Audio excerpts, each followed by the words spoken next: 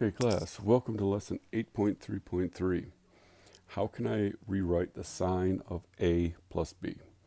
Your objective today is to prove that the angle, sum, and difference identities, objective today is to prove the angle, sum, and difference identities to find exact angles that are not standard on the unit circle.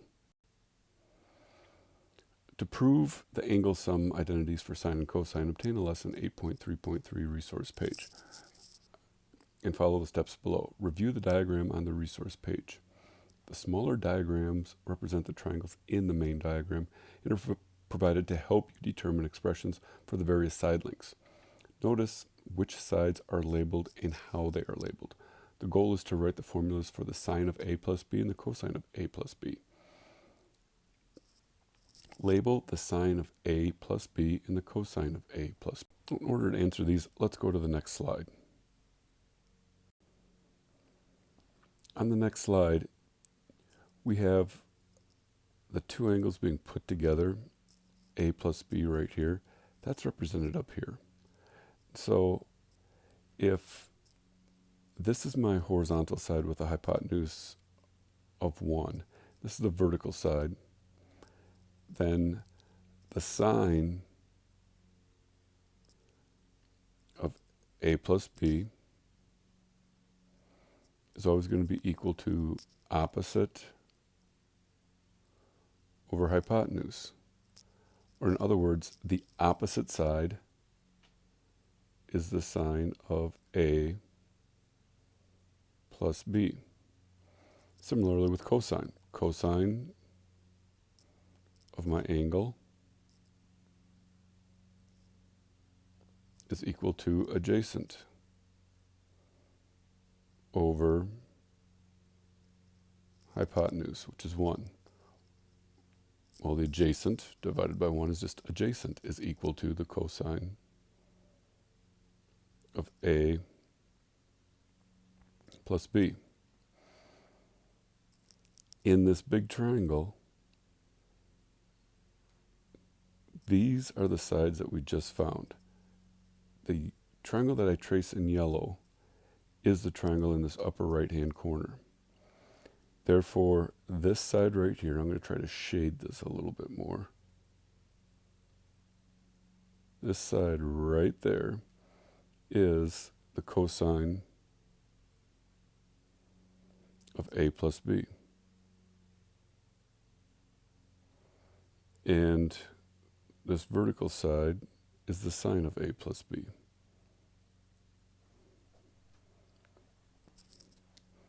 See if I can write this. The sine of A. I'm writing sideways, so I apologize. Sine of A plus B. Now, let's break down some of these other triangles. See in the yellow how I've labeled a few of the other sides. Up top, you've got your x sub 2, you got a y sub 2, a y right there, and an x all the way along this side. Please label those, and then go to your triangle down here and label that x and y. Now we need to figure out what is the value for x and what is the value for y. So if this is angle A, and I'm just going to highlight this quick and then erase it. We're taking this triangle in the big picture and we're putting it down here.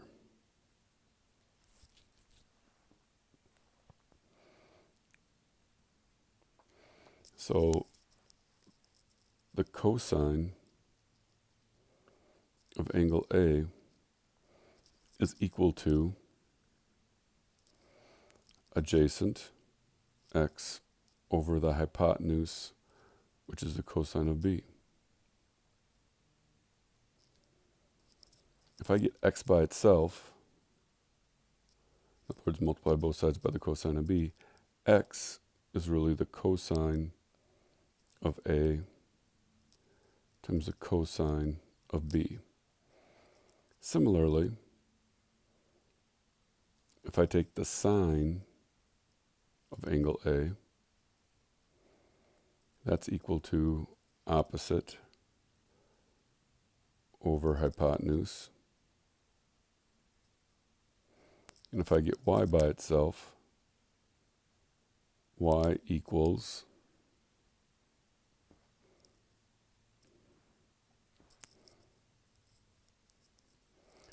multiply both sides by the cosine of b. So now I've got the sine of a times the cosine of b. So I've got these two properties, or these two statements, equations. X equals the cosine a, cosine b, and y is equal to the sine a, sine b. So that's this value right here. X is cosine a, cosine b, and y is sine a times the cosine of b. Let's find that blue length right up here. So let's take a look at this triangle up a little closer by looking at it right over here.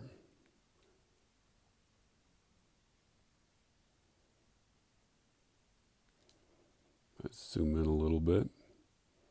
I want to find this side, put a question mark there, given that this is angle B.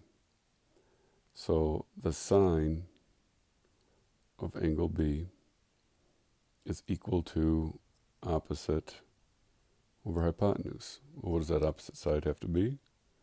That opposite side has to be the sine of B. So let's go to our big diagram. Let's label this the sine of angle B. Now I want to find that green angle. To do that, we need to analyze a couple of relationships here. I'm going to call this Q and R. And this angle right in here is 90 degrees. I know that Q plus 90 plus R has to equal 180. So I'm going to go up here and go, okay, angle Q plus angle R plus 90 has to equal 180.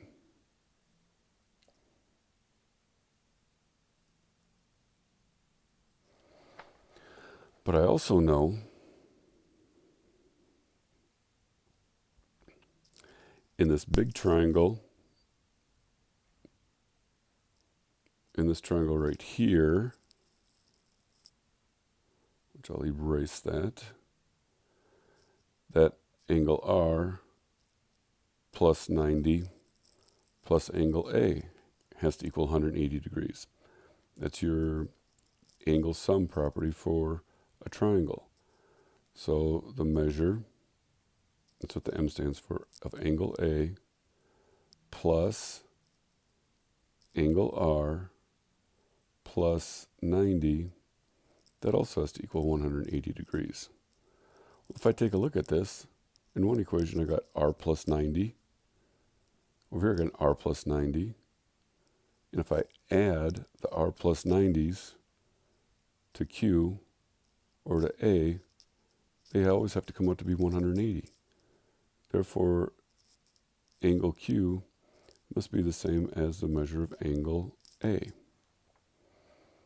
So this angle Q right here is really the same as angle A.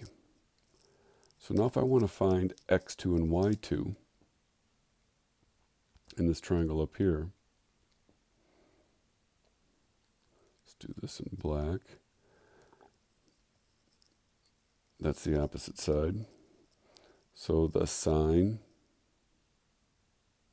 of angle Q, which is the same as the sine of angle A, has to equal opposite x2 over the hypotenuse of that angle, which is the sine of B.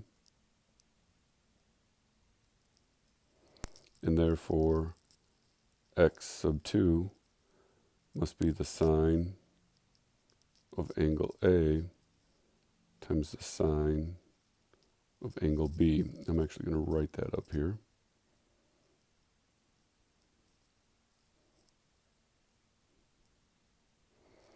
And then for y2, that's the adjacent side. So the cosine of angle Q, or the cosine of angle A, has to equal adjacent, which is y2, over the sine of angle B. If I get y2 by itself,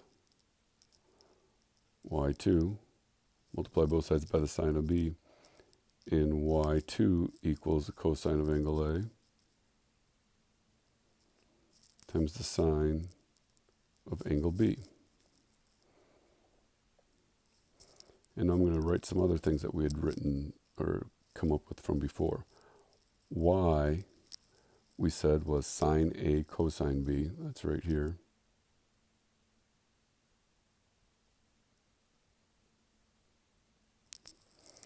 And X, we said, was cosine A cosine B.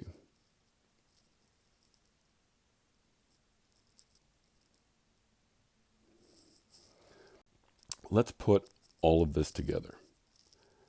What we really wanted to find was the sine of angle A plus angle B.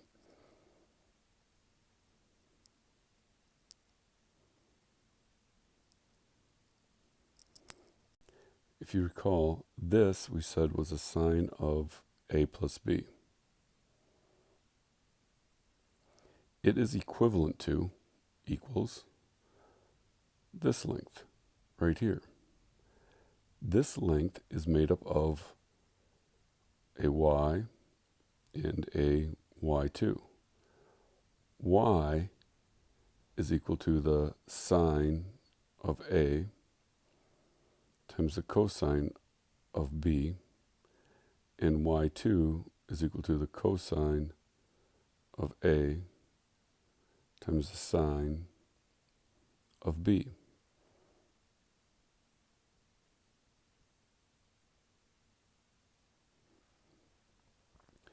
We also wanted to find the cosine of A plus B. That side is right here. The cosine of A plus B is actually going to be equal to this overall length right here, which we called X, minus this little piece right here, which is X2. X is the cosine of A, cosine of B. And I want to subtract from that X2, which is the sine of A, times the sine of B. Those are your two properties that we've developed through this little proof. The sine of the sum of two angles, that's what this means right here, the sine of A plus B, which is the sum of two angles, is equal to the sine of angle A cosine of angle B plus cosine A sine B. The cosine of these two angles, the cosine of the sum of two angles, is equal to the cosine of the first times the cosine of the second, cosine of A times cosine of B, minus the sine of the first times the sine of the second. Now in the next couple of slides, we're actually going to use these. The angle difference identities come from the angle sum identities. Complete the parts below to write angle difference identities for sine and cosine. We did a little proof of this back on in a previous lesson. What is the sine of a negative x equal to? Well, let's just do a quick drawing and talk about it. Here's our unit circle with radius 1. If I go a positive theta, I'm going to use theta. Let's just change this. Let's call this the sine of a negative theta. What is that equal to? And what is the cosine of a negative theta equal to? So if this happens to be theta, and I end up right over here, the coordinates up here are cosine theta, comma sine theta.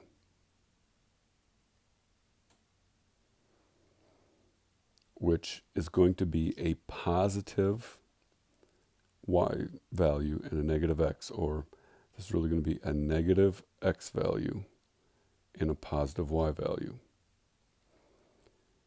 If I go a negative theta,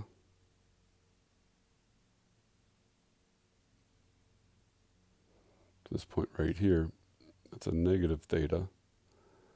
My coordinates are the cosine of a negative theta, comma, sine of a negative theta.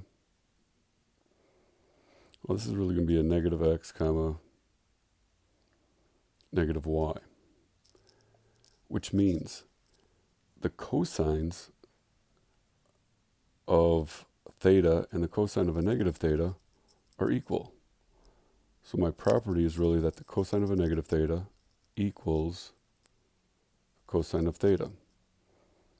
But the sine of a negative theta has to be the opposite, because up here I have a positive x value. When I do a negative theta, I have a negative x value, so, or negative y value. So the sine of a negative theta is going to be the opposite of the sine of a positive theta.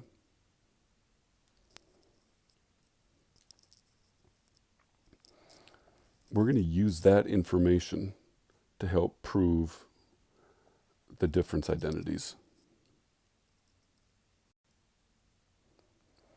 So now we want to prove or show what does the sine of A minus B looks like. Let's start out by writing this as the sine of A plus a negative B. And if I use my sum and difference identity from the previous page, the sine of A plus B, or in this case the sine of A plus negative B, is the sine of the first angle, the sine of A, times the cosine of my angle, of my second angle. This will be the cosine of a negative B,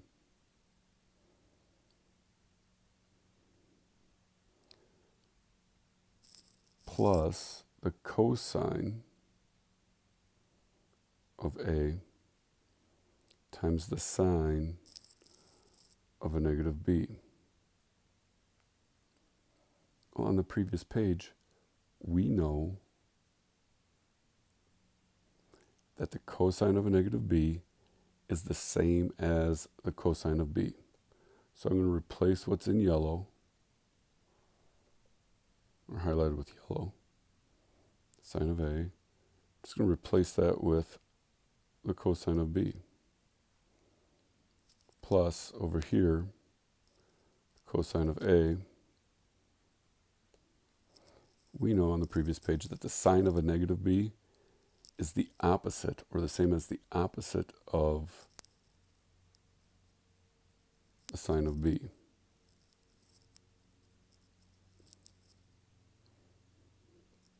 Let's simplify this a little bit. We have the sine of A times the cosine of B. This little negative sign, I'm going to pull this out as a minus now, minus the cosine of A times the sine of B.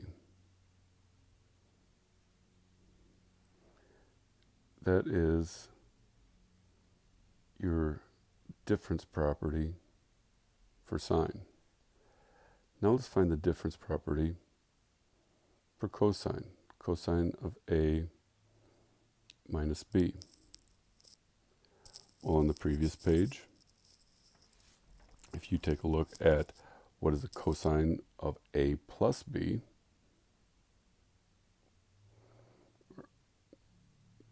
cosine of A plus a negative B, that's going to be equal to the cosine of A times the cosine of a negative B plus the sine of A times the sine of a negative b.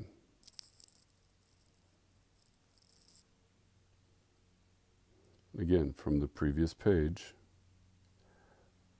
we know that the cosine of a negative b, that's the same as the cosine of a positive b plus the sine of a times the sine of a negative b is the same as a negative sine b. Simplifying this a little bit, I have the cosine of a times the cosine of b minus the sine of a times the sine of b. I just pulled that little negative out and switched the addition to subtraction. That's your difference formula, a minus b, for the cosine. These formulas, sum and difference formulas, you do not need to memorize, but I would put them into your notes so that you have them for the chapter test. Let's try applying a couple of situations. Now what I've done is we've written these properties up above, and just so that you know, you do not need to be responsible for sum and difference formulas for the tangent. But let's take a look at how we're going to use these formulas. I have the sine of 19 pi over 12. I want to find the exact value for the sine of 19 pi over 12 on our unit circle. But there isn't any angle in radians that has a denominator of 12. So I'm going to split this up into two angles. I need to figure out what two angles I can add together that would give me 19 twelfths. So I got 19 pi over 12. I need to split that into something plus something on my unit circle. Now I'm just going to think out loud for a little bit. What if I took a pi over 3? Oops. What a pi over 3. And I wanted to increase that so I got to 19 pi over 12. Well, pi over 3 is really, in terms of 12ths, 4 pi over 12. I need to add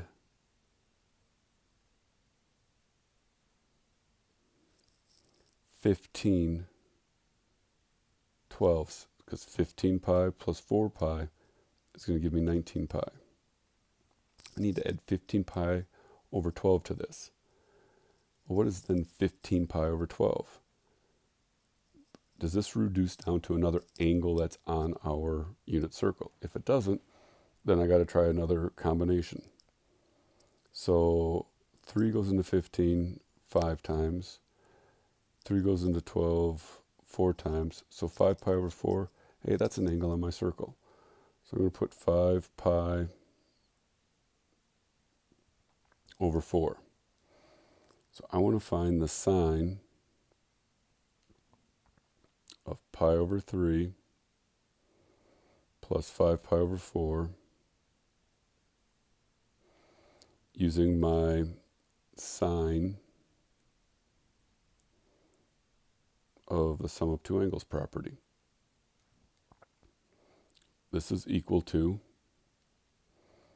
according to what's up at the top, the sine of pi over 3 times the cosine of 5 pi over 4 plus the cosine of pi over 3 times the sine of 5 pi over 4. Now go and take out your handy dandy unit circle from chapter 2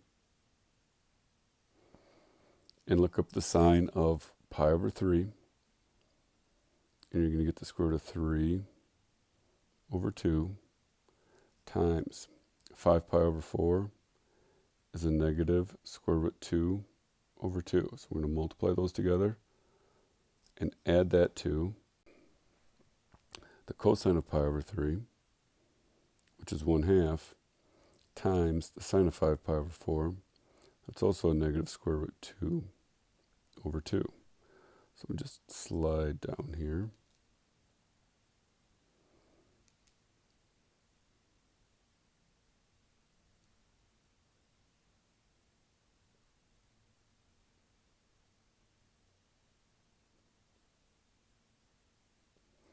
Let's multiply these together.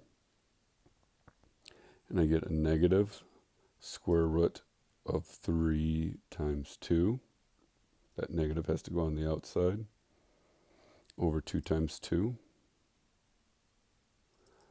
Plus, I'm going to multiply these together.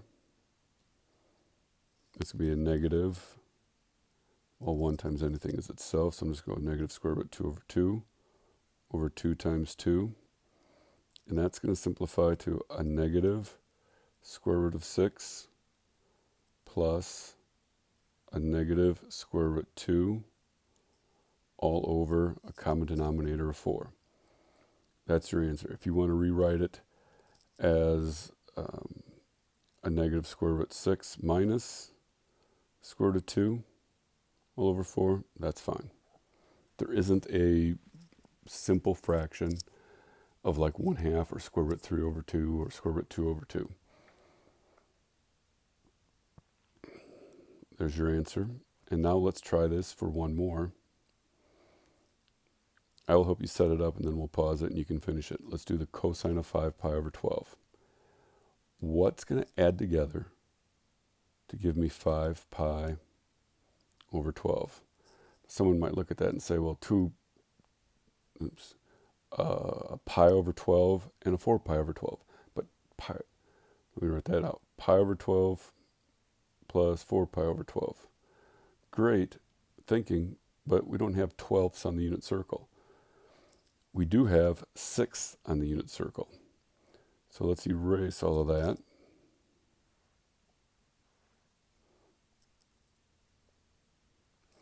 And let's call this maybe a pi over 6, which is really like 2 pi over 12.